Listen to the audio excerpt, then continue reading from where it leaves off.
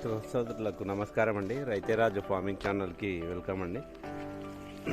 మనము ఇదివరకు last time ఒక వీడియో వచ్చేసి వెంచూర్ లేకుండా మనము మొక్కజొన్నకైతే మనము ఫర్టిలైజర్ సెటిలైట్ వాళ్ళనేది పంపుతూ ఒక వీడియో చేసాము.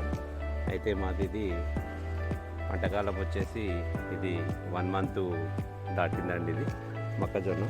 దీనికి ఫస్ట్ టైం మేము ఇప్పుడు వచ్చేసి మేము 1919 ప్లస్ ఇఫ్కోవాలది నానో యూరియా అయితే విడవడం జరుగుతుంది.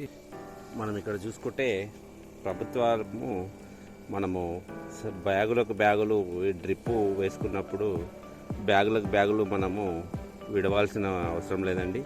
ఇంకోటి యూరియా శాతం ఎక్కువ వాడినట్లయితే మనం భూసారాన్ని తగ్గించిన వాళ్ళం అయితే భూమి కూడా మనకు ఎక్కువ కాలము మంచి పంటని ఆరోగ్యకరమైన పంటని ఇవ్వడానికి భూమి కూడా సహకరించదు.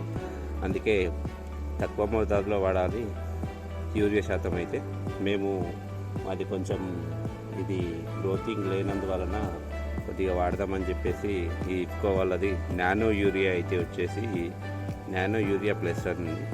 అయితే ఇందులో లిక్విడ్ రూపంలో ఉంటుంది. 16% NWW, 20% NWV అని. అయితే ఇది వచ్చేసి మనకు అన్ని ఆల్ క్రాప్స్లలో వాడచ్చండి. కాటన్, షుగర్ కేన్, మిర్చి, మొక్కజొన్నలో, వరి ప్లస్ గోధుమ, మీకు ఇతర కూరగాయ పంటల్లో కూడా వాడచ్చు. మనం వచ్చేసి ఇదైతే వచ్చేసి మనకు ఇక్కడ ఇచ్చాల్సి maximum 2.4 ml of IFFCO nano urea plus liquid in 1 litre. 1 లీటర్కి 2 నుంచి 4 ml అయితే వేసుకోవాలి. అంటే మన పంట ఎదుగుదలను బట్టి చిన్నగా ఉందనుకోండి 2 ml సరిపోద్ది. పంట పెద్దగా అయితే 4 ml, అది పైన స్ప్రే చేయడానికి. మనము ఇక్కడ డ్రిప్ నుంచి కూడా వదులుకోవచ్చు దీన్ని.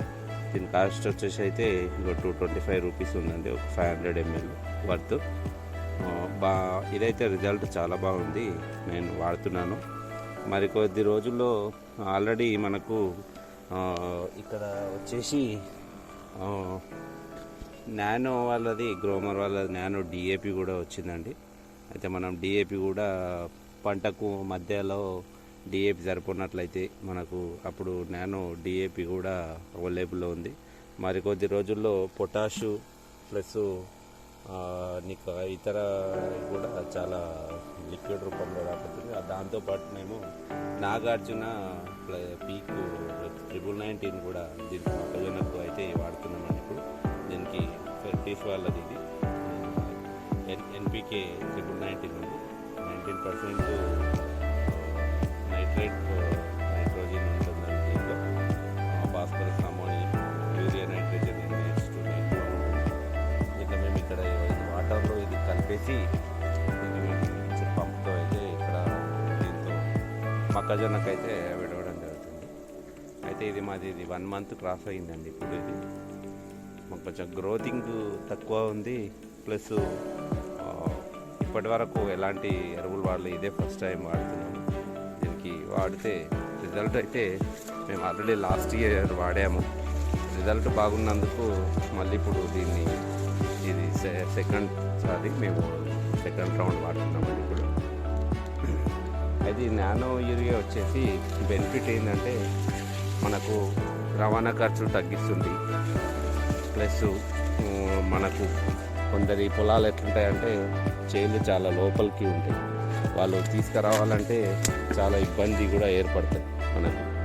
ఇక్కడ చూస్తున్నాం. అయితే అట్లాంటి వాళ్ళకైనా ఇంకోటి, మనము వర్షాకాలంలో వచ్చేసి నానో యూరియాది మంచి రిజల్ట్ ఇంకా బాగుంటుంది. ఎందుకంటే వర్షాలు అధికంగా అవుతున్నప్పుడు మనకు కింద వచ్చేసి వాటర్ చాలా ఉండేసరికి మొక్క ఎలాంటి ఆహారాన్ని తీసుకోనికే దానికి అవకాశం ఉండదు. అంటే ఎప్పుడే కానీ మొక్క నీరు తీసుకోదు, దాంట్లో భూమిలో ఉండే తేమతోటే మొక్క పెరుగుతుంది. అయితే మనకు వచ్చేసి వర్షాకాలం పైనుంచి స్ప్రే చేసినట్లయితే రిజల్ట్ బాగుంటుంది. అందుకే దాన్ని ఇప్పుడు సమ్మర్లో వచ్చేసి పైనుంచి స్ప్రే కన్నా డ్రిప్లో వదులుకోవడం బెటర్. ఒకవేళ పైనుంచి స్ప్రే చేయాలన్నా మనం ఈవినింగ్ టైంలో, కూల్ ఉన్న టైంలో, మన మధ్యాహ్నం టైంలో కాకుండా ఎర్లీ మార్నింగ్ కానీ లేకపోతే ఈవినింగ్ టైంలో కానీ స్ప్రే చేసుకుంటే బాగుంటుంది.